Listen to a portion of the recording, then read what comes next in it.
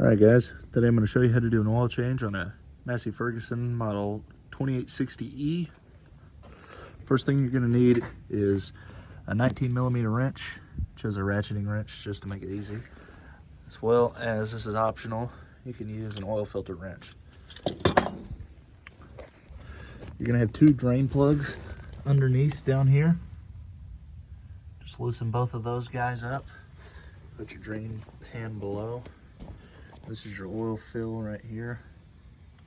This is your oil filter housing right there. Just unscrew that guy off, drop it down below, and just give it some time and let it drain all the fluid out. All right guys, next step is reinstall your drain plugs after everything's drained. Just go down underneath here, just tighten them back up. They don't have to be super tight, just as long as they're tight and don't leak. I'm sure there's a torque spec for this, but good and snug is good enough for me. All right, now that you've got your drain plugs installed, the next thing you're going to want to do is reinstall your oil filter. Make sure that the old oil filter came off with the rubber gasket as seen here. Don't want that to stick when you put the new one on, because then it'll double gasket and it won't seal and you'll leak oil.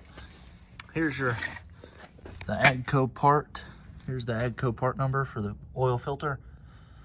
So I always like to oil up the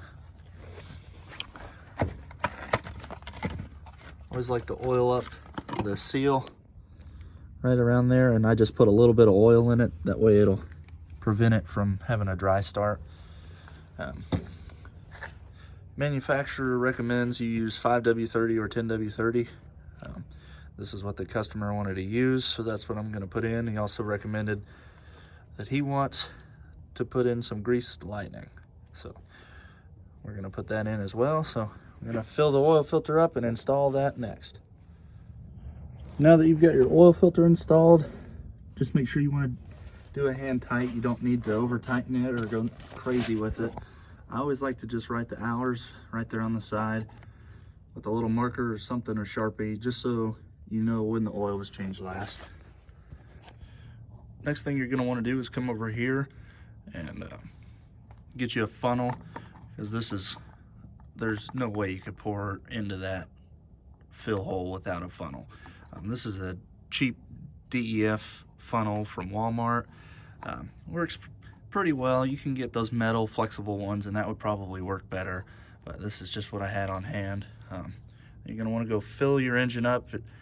A manual says it holds about 8.3 quarts of engine oil.